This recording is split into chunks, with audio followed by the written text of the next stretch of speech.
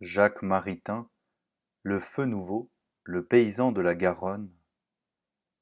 notre drôle de temps, la logophobie. L'autre symptôme que je voudrais signaler, c'est la dégradation qui se produit dans la nature de l'animal razionale, lorsqu'il se met à perdre confiance, non seulement dans le savoir philosophique, mais dans la pré-philosophie spontanée, qui est pour l'homme comme un don de nature, inclus dans l'équipement de première nécessité qui s'appelle le sens commun, et masqué autant qu'exprimé par le langage commun. Méfions-nous quand nous entendons dénigrer, sous prétexte qu'elles sont des catégories du langage, les notions premières que les gens seraient bien embarrassés de justifier, parce qu'elles résultent d'intuitions primitives, nées dans le préconscient de l'esprit, mais qui sont aux racines de la vie humaine, vraiment humaine, et de la communauté humaine, vraiment humaine. Quand tout le monde se met à faire fi de ces choses, obscurément perçues par l'instinct de l'esprit, qui sont le bien et le mal, l'obligation morale, la justice, le droit, ou encore l'être extramental, la vérité, la distinction entre substance et accident, le principe d'identité, c'est que tout le monde commence à perdre la tête. Qu'on invoque tant qu'on voudra le slogan des catégories du langage. Ce n'est pas le langage qui fait les concepts, ce sont les concepts qui font le langage. Et le langage qui les exprime les trahit toujours plus ou moins. Il y a des langues primitives qui n'ont pas de mots pour l'idée d'être.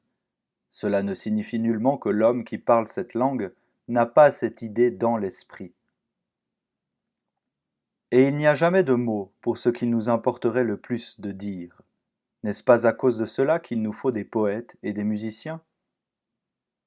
Et toutes les notions et intuitions primordiales dont je viens de parler, le langage les encrasse et les démonétise. Si elles sont théoriques, par l'usage pratique qu'il en fait dans les routines de la vie quotidienne, si elles sont d'ordre moral, par l'usage social qu'il en fait dans les rites de la tribu, et qu'il leur surajoute des significations extrinsèques, sans valeur pour l'esprit. Le premier devoir des philosophes serait de décrasser soigneusement toutes ces notions pour découvrir la pureté de leur sens authentique, diamant caché sous l'ordure, qui est fonction de l'être, non de la pratique humaine.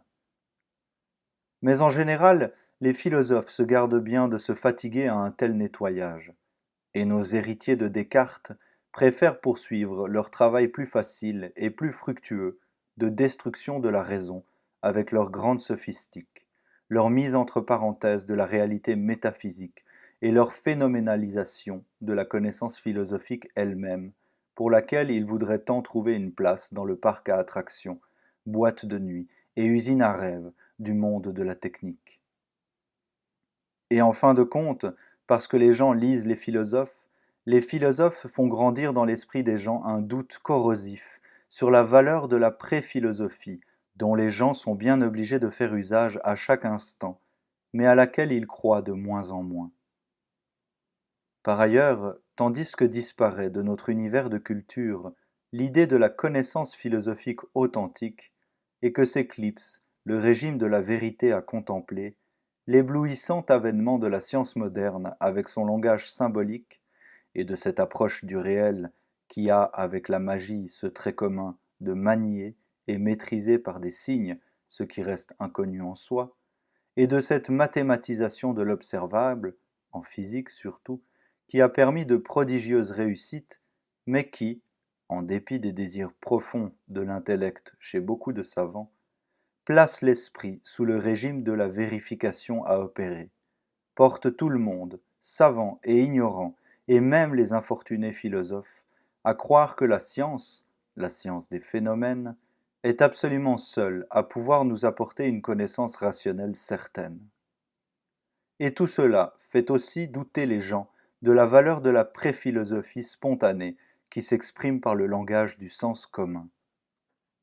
Résultat, cette pré-philosophie tombe en poussière, et en ce qui concerne les conditions primordiales posées par sa nature à l'exercice de sa raison, l'homme devient semblable à un animal qui aurait perdu son instinct, à une abeille qui n'aurait plus l'instinct de faire son miel, à des pingouins et des albatros qui n'auraient plus l'instinct de construire leur nid. Pourtant, si désorienté qu'on soit, il faut bien penser quand même.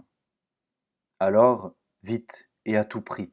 n'importe quoi pour suppléer à l'effort dont on n'est plus capable. Vite, les fables. Voilà le second symptôme majeur que je désirais signaler, et la forme, certes maligne, de prurite aux oreilles qui affecte particulièrement notre temps.